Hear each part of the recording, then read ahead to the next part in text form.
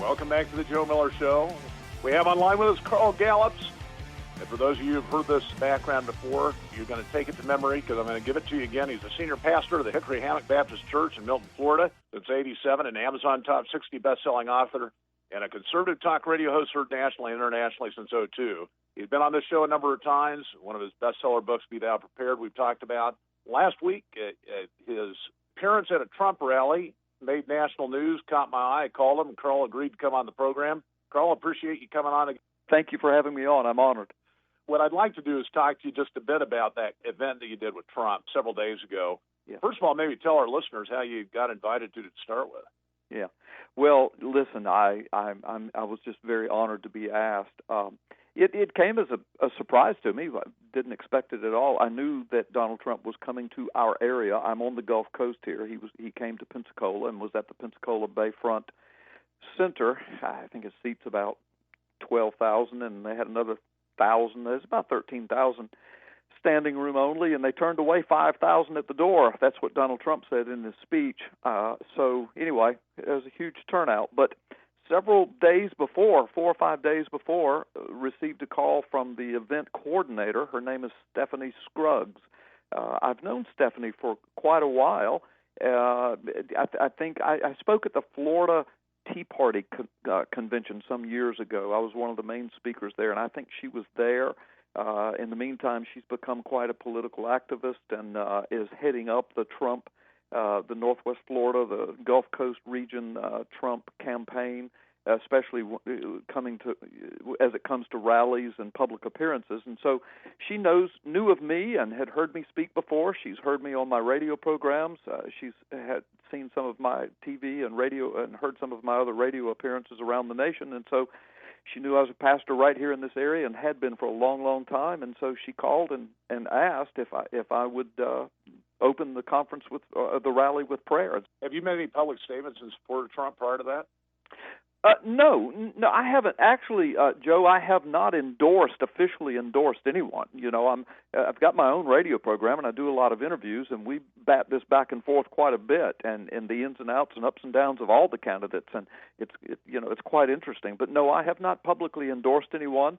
I was not. In fact, Ms. Scruggs made it quite clear that, by my appearance there doing the prayer, that I would not have to endorse him. I would not have to claim that I was endorsing him, and so I'm not saying that I won't endorse him. I'm just saying right now I have not officially endorsed him or anyone else. I'm still weighing all of this out.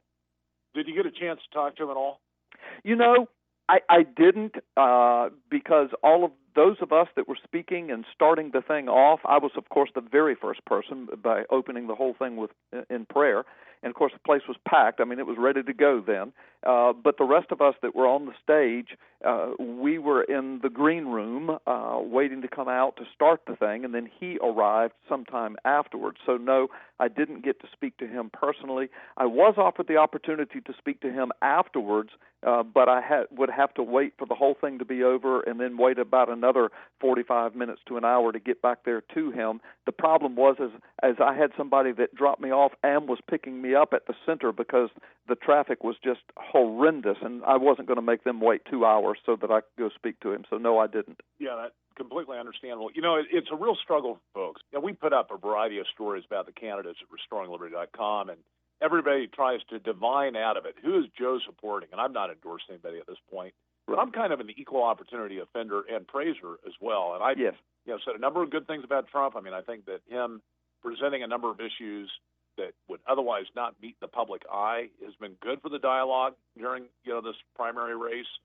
But I also am very concerned about some of the things in his past, and also some of his contemporary statements, like the one that he made yesterday, that he thinks Scott Brown would make a good VP, which I think would be an atrocious decision. I mean, Scott Brown is just about as far left as you can go as a Republican. Right. And he's made other comments like that in the recent past, such as saying his sister, who's a radical pro-abort, she supported partial birth abortion as a federal judge, would make a good Supreme Court justice. But, he just kind of pops off. And you've got to wonder whether, all of those pop-offs are actually serious, whether it's a reflection of what his true intent is. Have you reached a conclusion? I guess let me ask you this is kind of a two-part thing. have you reached a conclusion as to whether or not, one, he's the real deal, and two, if he is the real deal, whether or not he is sufficiently conservative to get your support, assuming everything else turns out the way it should? To answer that would be easy, Joe. My answer is no and no. I'm not convinced yet he's the real deal, and I'm not convinced that he would be sufficiently conservative. And again, that doesn't mean that I've thrown him under the bus and forgotten about him. Again, I'm like you, Joe, and I know some people that are listening might think that you and or I are kind of walking the fence on this, taking the safe road. No, I'm not taking the safe road. I'm trying to be judicious about it because I am a talk radio host, because I am on TV and radio, because I'm a pastor, I'm in a pulpit. People take what I say very seriously often, and I want to be very careful. If I come out now and just throw total endorsement towards one candidate, I mean, it's still a year away. It's 11 months away, and I just want to be very careful. I'm trying to judiciously and prayerfully listen and investigate and weigh all of this. And there are things about several of the leading candidates that concern me. But hey, the bottom line is, Joe, very soon we're going to have to support somebody. And, when it comes down to it, this is my opinion. Some of your listeners may disagree, but listen, I'm going to vote for anybody who's running against Hillary Clinton or Bernie Sanders, okay? I had a very similar conversation with somebody just the other day who is a guy I respect. He said, look, Joe, you got to support somebody. And I said, well, frankly, my mind is not made up on this yet, and there's a whole lot of unknowns out there. I mean, right. Of all the folk with rhetoric, Ted Cruz seems to have the best rhetoric, but I got some serious questions, too, about some of his past acts, like his support for TPA. That's a huge issue for me. Yeah. If you look at the one thing that has pushed us closer to the internationalist system that has occurred in the last 2 years, it's TPA. That was a must-pass for the establishment. And frankly, up until the night before the vote, who carried the water for that? Ted Cruz, some people, in fact, blame Ted Cruz for the passage of TPA through the House. Right. And that is of extreme concern to me. Yes. But, I know a lot of people that know him personally, and that I shouldn't say a lot, but I know some who know him personally that they say, hey, he's the real deal, not controlled by the establishment, et cetera, et cetera. But, these are type of things that we are going to have to sort out. Do you have concerns about Ted Cruz, or have you just seen good from him? Yeah, no, listen, I'm a Christian and a pastor, and therefore that side of him I'm fairly thrilled with. I know his father, Rafael Cruz, is a minister, a pastor, longtime Christian, seems to be a man of deep faith. So in that respect, I'm pretty positive towards them. But I have the same concerns you do. TPA is huge to me. In the issue that Trump has raised about Ted Cruz's eligibility. That's very near and dear to my heart. I've been involved in this natural-born citizen and eligibility controversy for years at a national and even international level. I'm very deeply involved. As a matter of fact, of course, Joe Arpaio is very involved in that. I'm going to be in Phoenix this coming up week, and Joe Arpaio has asked to meet with me in his office, so I'll be meeting with Joe, and you can bet that discussion's going to come up. And So Joe's an incredible guy. Let me just and he has just been persecuted beyond belief too. Yes. The current contempt action against him, the things that have gone down, and they're trying to get their pound of flesh out of him. I'm convinced that's in large part because of the stand he took against Obama. But that's exactly why, when I look at this whole, and I'm an attorney, and I've studied constitutional law, and I've looked at what I think is the originalist position with respect to natural born versus citizenship. These are two different questions. And I think that I think that the biggest exposure that, folk like Cruz and even Rubio have is the parentage question.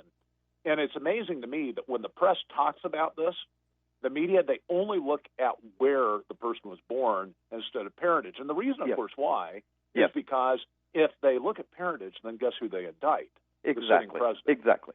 Well, Joe, here's the thing that nails it for me. Now, listen, I've been all over in thousands of markets, in radio and when you add television to it, national and international, for years. And ever since 2008, I have made this challenge. I have begged for lawyers, constitutional experts, and judges to come on my show or to come on live with me and to prove me wrong in what I'm getting ready to say. Now, I know a lot of lawyers and judges, constitutional lawyers. I can name some by name who listen to my programming. and I have yet to have a taker for what I'm getting ready to present, and that is this, Joe. In 2008, John McCain's eligibility was called into question, and the Senate, a lawmaking body of our Congress, held hearings, lawful constitutional hearings, to determine a definition, to determine the eligibility of John McCain to run for office. The question with John McCain was that he was born in the Panama Canal Zone. But that Senate Resolution 511, 2008, by the way, Hillary Clinton and Barack Obama were sitting senators during that time, during the election. They sat on that investigation. They signed off on it. Senate Resolution 511, 2008, they interpreted the definition of natural-born citizen with John McCain. They said, we find, whereas, all the language of a resolution, but they said that we find that he is eligible to run for office based upon these two facts. Number one, they declared he was born on American soil, or at least soil, held by America in interest, a military base in the Panama Canal Zone. And I don't have a problem with that. I don't think somebody born on a military base should be disqualified from being called a natural-born citizen. But the second requirement was, they said, we also find that he was born to both parents who were citizens, American citizens, at the time of his birth. Now, those were the qualifications that the Senate in 2008, just 8 years ago, they held that was what qualified John McCain to run. Now, here's the thing, Joe. Here's what I presented.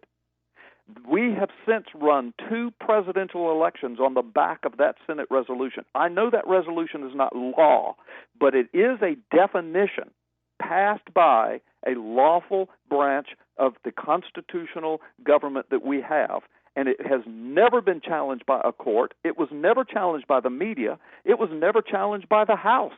And so we've run 2 presidential elections on the back of that resolution and getting ready to run a third one. Now, if somebody was to call up and say, well, that resolution's that's not legally binding, I would say, oh, really? What if they had found McCain was not eligible to run back in 2008? What would have happened? Well, there would have been, it would have gone to court. Something would have happened legally to determine, because it does hold weight. But the fact that they said he is eligible, and it has never, ever, no one has ever breathed a word of challenge against it, and we've run 2 presidential elections on it. That's the latest definition of natural-born citizen. And Barack Obama signed it, and Hillary Clinton signed it, Joe. Of course, the critic of that would say that, well, they're just making an observation. Maybe they could have said, if it were an actual requirement, that it was one parent that needed citizenship, whatever. But I agree. I mean, that's interesting. I've never heard anybody present that before. And the fact that, Obama signed off on it is particularly of interest. But well, of course. Let me ask you this. I mean, here's what a number of my friends have said that are honest about this whole thing. They recognize that there's an issue here. They aren't buying off on all the establishment media stuff. They're saying, but look, Joe, we've already presidentially set the rule with Obama. Obama clearly did not have a father who was a U.S. citizen. Never mind where he was born. The fact is his father was not a U.S. citizen. He's a sitting president. He's been there 2 terms. Are we now going to hold a different standard against the conservatives? In other words, conservatives play by different rules than those on the left. What would you say to that? Okay, what I say to that is, are we going to have a constitutional republic or a banana republic? The fact that the Congress failed to do its job, the Congressional Research Service published a finding that admitted in writing and reported on in the media. W&D ran several huge articles with the document published on their website. The Congressional Research Service, which is the official investigative arm of Congress, they said in writing that Barack Obama's qualifications have never been vetted by anyone. And then the Congressional Research Service said, however, there's no mechanism in place for that to be vetted for the office of president, and so it wasn't required. Now, that was how they got out of it. My contention is the Constitution does offer a mechanism, and it does offer a requirement. It's called the Electoral College. And when you read the Constitution and those sections that deal with the Electoral College, one of the things the Electoral College is charged with is determining the eligibility of the candidates brought forth. The Electoral College did not do that in two different elections. So my answer to your question is, simply because Congress failed to do what it was supposed to do and the Electoral College failed to do what it was supposed to do on purpose because they were afraid to vet him because they knew what it would mean, that does not mean that somehow the Constitution and the rule of law has been magically changed. Right. And one of the other, I think, appropriate criticisms is this. If you're running as an originalist, one that believes that the Constitution should be interpreted as it was intended to be at the time of its drafting and ratification, if you take a different approach today on another, even a small, not a small issue, but on one of many issues, but say you're an originalist on the rest, I think it really creates problems for that, shall we say, hermeneutic in your approach to the Constitution. Sure it does. Okay, well, let's look at Marco Rubio. Marco Rubio was born on American soil. He is an American citizen, a legal American citizen. However, both of his parents were citizens of Cuba at the time of his birth. Technically, that means Marco Rubio is an anchor baby. Okay? Well, we know all the debates about anchor babies, and there's a huge section of our nation and even lawmakers in Congress that are wanting to change the laws on anchor babies, whether or not that they're really actually legal citizens just because they happen to be born here when they maybe by illegal parents. Now, I'm not saying Rubio's parents were illegal, but here's the point. If we elect Marco Rubio, do we now say from now on any anchor baby is eligible to be commander-in-chief of our military forces? Got to wrap it up. Thank you, Pastor Gallups. I appreciate your viewpoint on that. Appreciate you coming on the show. And stay with us. The Joe Miller Show. We'll be right back.